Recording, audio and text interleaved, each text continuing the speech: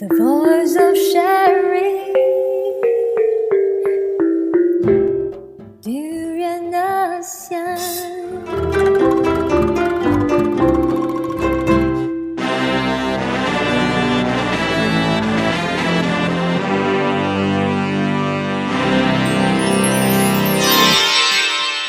ASEAN Dailies.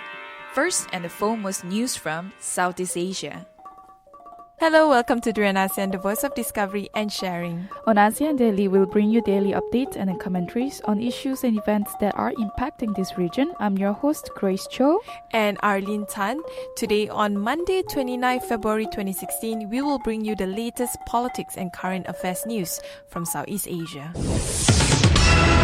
So I'm sure you've heard before the name called Joe Lo. Oh yeah, he was the center of the 1MDB scandal. So recently, the New York Post had a spread about him. The article was titled Mystery Malaysian High Roller at Center of Global Laundering Probe.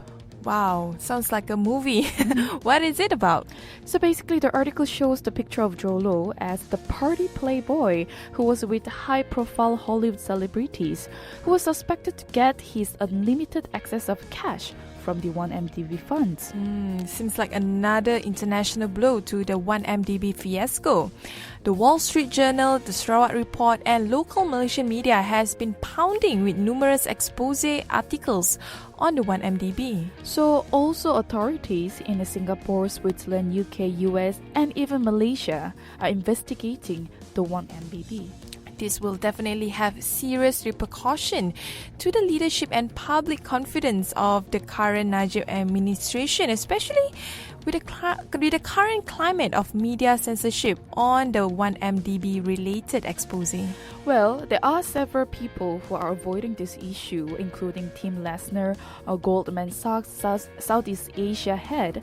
They have left the bank. He was exposed as being involved in a series of this issue controversial bond deals. And final Auditor General report 1MDB is interestingly being postponed until next week. While a propaganda book to explain 1MDB, quote-unquote, are being distributed in local universities. These are just the latest updates on the issue. Well, but yet, a lot of questions are left unanswered. And the next news, we shall dwell deeper in the affairs of Phnom Penh. Very seldom you meet with badass prime minister that will combat crimes with, guess what, rockets. But that's not the case with Cambodia's Hun Sen. He has, guess what, also authorized helicopters to fire rockets at smugglers of illegally cut timber. Well, to be honest, I am not that surprised. Hun Sen is very famous for intimidating his enemies through public threats, but also for tough action. He said no rockets have yet been fired from the two helicopters equipped to help stop smugglers, and did not explain how illegal logs might be distinguished from the air. Cambodia, like many other Southeast Asian nations, have suffered severe deforestation from the past several decades. All these timber smugglers have caused major environmental degradation to the beautiful country. So Hun Sen in January established a special committee led by Army Gen Sao Soka to crack down on the smuggling of logs to neighboring Vietnam. Seems like Hun Sen is a tough guy on a mission. Right, even ordinary youth are expressing their civil disobedience online. The next news is about the group of Myanmar hackers. So the new wave of hackers hailed from Myanmar have made claims that they have attacked the Thai government website since early January and have stolen data.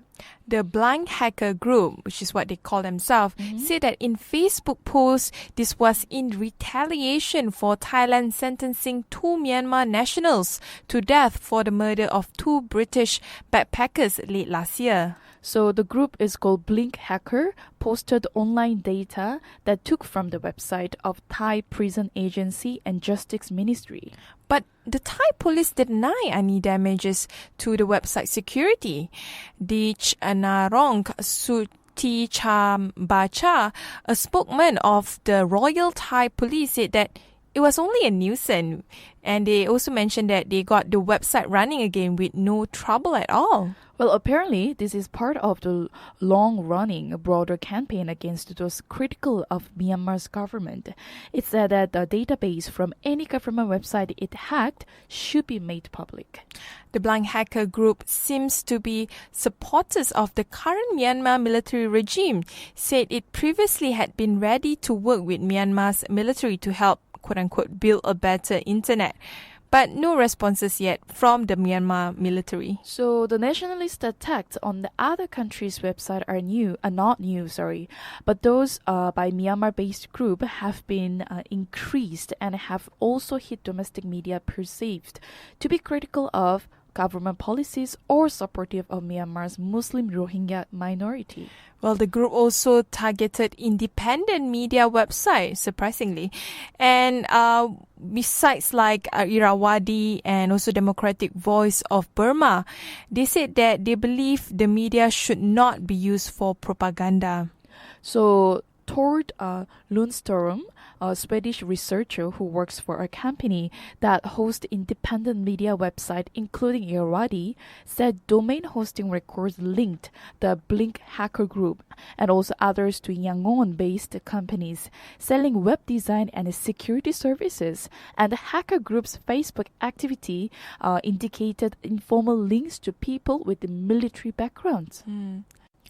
Let's move on to the next news. Seafood produced by forced and child labor in Thailand will be among the banned items in the US as Barack Obama revives anti-slavery laws to close any legal loopholes that allow continued imports to the country. Yeah, so this inhumane use of forced labor to crew boats in the seafood industry in Thailand was first exposed by The Guardian. In fact, according to Senator Ron Wyden, an Oregon Democrat who worked on the legislation, said this law slams shut an unconscionable and archaic loophole that forced America to accept products made by children or slave labor. Well, the Tariff Act of 1930, which gave Custom and Border Protection the authority to seize shipment where forced labor was suspected and also blocked further imports, was last used in 2000 and has been used only 39 times in all, largely because of two words, consumptive demand. If there was not sufficient supply to meet domestic demand, imports were allowed regardless of how they were produced. Seems like a change of words can make a lot of difference. In fact, this will create profound ripple effect on supply chains worldwide. It will force countries to take drastic steps at ending slavery and trafficking. That's all from our ASEAN Daily today. Thank you for tuning in to Drian ASEAN with Grace Cho and Arlene Tan. For more updates on Southeast Asia, please go to our website at drianasian.com. If you're on the go, you can always download our TuneIn app on your mobile. Please subscribe to our YouTube channels at Drian ASEAN and Drian ASEAN TV. Don't forget to follow us on our Facebook page, Twitter, and Instagram. We always welcome feedbacks from our listeners. Stay tuned with ASEAN Daily tomorrow, Tuesday, same time as at 12 to 1 p.m. on GMT Plus 8. Drian ASEAN, the voice of discovery and sharing. You're now listening to Drian ASEAN, the voice of discovery and sharing.